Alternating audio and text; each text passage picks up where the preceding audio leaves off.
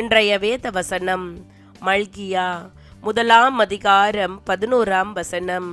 சூரியன் உதிக்கிற திசை தொடங்கி அது அஸ்தமிக்கிற திசை வரைக்கும் என் நாமம் ஜாதிகளுக்குள்ளே மகத்துவமாயிருக்கும்.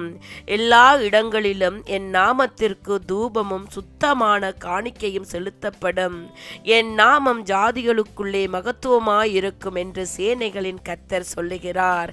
என் அன்பான சகோதர சகோதரிகளே, ஆண்டவருடைய வார்த்தை எங்களிடம் கடந்து வருகிறது. கிறிஸ்துவின் 2ஆம் வருகைக்கு பின்னர் இவ்வசனம் நிறைவேறும். உலகமெங்கும் கர்த்தர் மகிமைப்படுவார். உலகமெங்கும் அவருக்கேற்ற காணிக்கைகள் செலுத்தப்படும். ஜனங்கள் எல்லாம் அவரை மகிமைப்படுத்துவார்கள். தேவனை குறித்து இவ்வசனத்தில் கூறப்பட்டுள்ளவரை தியானித்து மகத்துவமான ராஜாவை நாங்கள் துதிக்க வேண்டும். அவரே சர்வ வல்லமை உள்ளவர். அவரை போல் ஒரு தெய்வம் இல்லை. அவர் ராஜாதி ராஜா. அவர் இந்த பூமியை அரசாளுகிறவர்.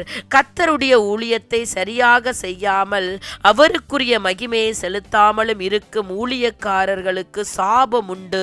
மக்கள் கர்த்தரை விட்டு பின்மார்க்கமாக போவதற்கு முக்கிய காரணமாக செயல்படும் ஊழியர்கள் அன்றும் இருக்கிறார்கள், இன்றும் இருக்கிறார்கள். தேவனை பற்றிய சத்தியத்தை சரியாக ஜனங்களிடத்தில் கொண்டு சேர்க்காமல் அவர்களுடைய சொந்த வார்த்தைகள் பேசுகிறது தேவனுக்கு அருவருப்பாய் இருக்கிறது. அதனால் ஆண்டவருடைய சத்தியத்திற்கு புறம்பாக ஊழியம் செய்யக்கூடாது. தேவனுக்கு சித்தமானதை பூமியில் செய்ய வேண்டும். சிலை வழிபாடுகளையும் சிற்ப வழிபாடுகளையும் தேவன் அருவருக்கிறார். தேவன் செய்வனைகள், சூனியங்கள், மந்திரங்கள் செய்பவர்களை அருவருக்கிறார். தீயவற்றை செய்து பாவங்களுக்குள்ளே விழுந்து போகிறவர்களை அவர் அருவருக்கிறார். விபச்சாரங்கள், வேசித்தனங்களுக்குள்ளே மாண்டு போகிற எங்களை அவர் அருவருக்கிறார். அவர் அதிலிருந்து எங்களை விடுதலை பெற்று வரச் சொல்லுகிறார். அதிலிருந்து விடுதலை பெறும் போது 2ஆம் வருகையிலே தேவன் உங்களை மகிமைப்படுத்துவார். அவரே ராஜரீகம் செய்வார். அவருடைய வழியில் வருகிறவர்கள் பரலோக ராஜ்யத்தை சுதந்தரித்துக் கொள்வார்கள்.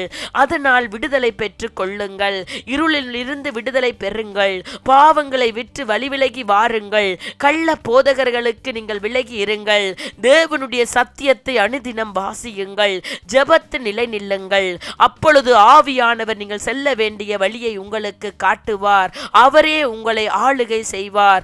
அவர் உங்களை நடத்துவார். அவருடைய வழிகளில் வருகிறவர்கள் நிச்சயமாக விடுதலைகளை பெற்றுக் கொள்ளுகிறார்கள். அல்லேலூயா.